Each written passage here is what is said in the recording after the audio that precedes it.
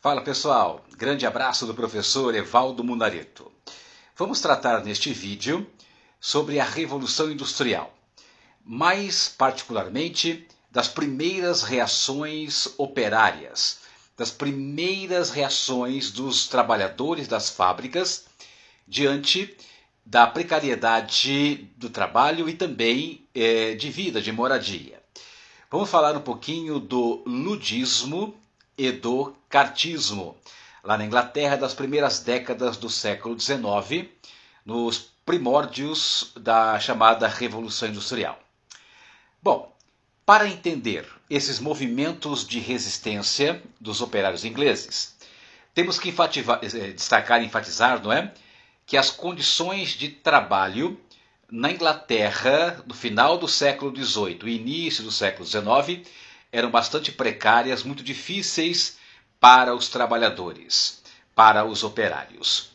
Por volta de 1810, 1820, ali no comecinho do século XIX, as condições de trabalho nas fábricas inglesas eram marcadas por uma forte exploração da burguesia industrial sobre os proletários, sobre os operários, não é? Sobre os trabalhadores. Porque nesse momento na Inglaterra, 1810, 1820, ainda não havia nenhum tipo de regulamentação de direitos trabalhistas. As primeiras leis inglesas de proteção ao trabalho começam a surgir a partir de mais ou menos 1840, em grande parte fruto da pressão desses movimentos operários. Então, como é que eram as condições de trabalho nas fábricas inglesas no início do século XIX? Como disse, uma forte exploração da burguesia sobre o operariado. Salários bastante baixos, uma vez que o próprio patrão estipulava, não havia uma lei nacional na Inglaterra sobre o salário, então o próprio burguês, o patrão, impunha as condições salariais dos operários. Até porque, nesse momento, cidades como Londres, Sheffield, Liverpool, Manchester estavam crescendo de maneira acelerada, recebendo milhões de camponeses desempregados do campo para as cidades. Ao encher as cidades, claro que o preço do salário da mão de obra também cai. Há muita abundância, uma abundância grande, e, portanto, consequentemente, um barateamento da mão de obra. Então, salários muito baixos, jornadas de trabalho nas fábricas longas e extenuantes, que variavam entre 12 e 16 horas por dia, de segunda a sábado, sim, nas fábricas. E no domingo era utilizado para os operários limparem as máquinas para reiniciar a semana, já na segunda-feira, com mais trabalho, mais jornadas longas e extenuantes, né? Todo tipo de abusos dos chefes das fábricas, exploração sobre mulheres e crianças, além, é claro, digamos assim, da falta de segurança entre as máquinas e da insalubridade das fábricas, porque eram galpões improvisados nesses primórdios da Revolução Industrial. Diante dessa situação precária de forte exploração da burguesia sobre os trabalhadores, surgem na Inglaterra dois movimentos que merecem um destaque, uma ênfase especial. Em 1810, surge um movimento conhecido como ludismo. Os luditas eram operários que se reuniam nas madrugadas em grupos de 30, 40 ou 50, invadiam as fábricas e quebravam as máquinas. Os luditas, como eram chamados, eram justamente conhecidos como os quebradores de máquinas, porque eles culpavam a máquina pelo desemprego e pela redução de salários. Portanto, culpabilização da máquina pelas dificuldades enfrentadas pelos operários ingleses. O ludismo vai durar apenas 2 anos, entre 1810 e 1812, porque o parlamento inglês, dominado pela burguesia industrial, pela burguesia dona das fábricas, começa a elaborar e aprovar leis severas, leis punitivas, inclusive a pena de morte na forca para os luditas.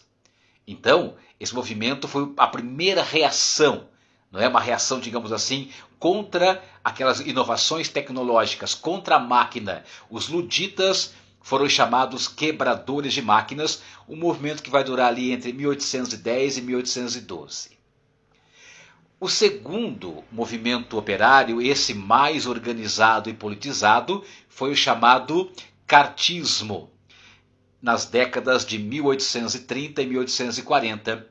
O cartismo era a prática de organizar trabalhadores em associações, escrever cartas e abaixo-assinados e mandar para o parlamento com as reivindicações operárias.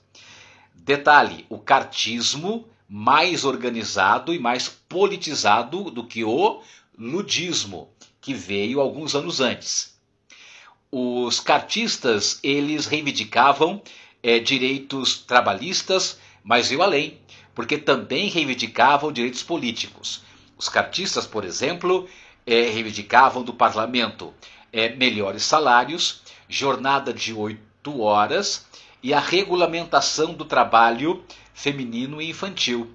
E além disso, o movimento cartista, os cartistas, eles reivindicavam também direitos políticos para os operários, como por exemplo o voto secreto, o direito de participação dos operários na política, votando e serem votados pelo chamado sufrágio universal masculino, e também a remuneração para os deputados, para que os deputados eleitos que fossem operários pudessem deixar a fábrica e trabalhar no parlamento, na elaboração de leis.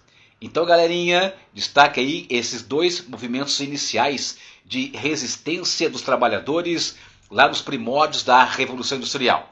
Para nós recapitularmos então, 1810 a 1812, o movimento ludita ou ludismo, os quebradores de máquinas, culpava as máquinas pelo desemprego, pela situação salarial desfavorável, enfim, pelos problemas e dificuldades da classe operária.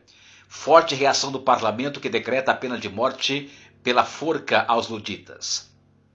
Alguns anos depois, nas décadas de 1830 e 1840, surge um outro movimento chamado cartismo, onde os operários se organizam em associações de trabalhadores, as trade unions, elaboram cartas, daí cartismo, elaboram cartas com abaixo-assinados com reivindicações que eram enviadas ao parlamento.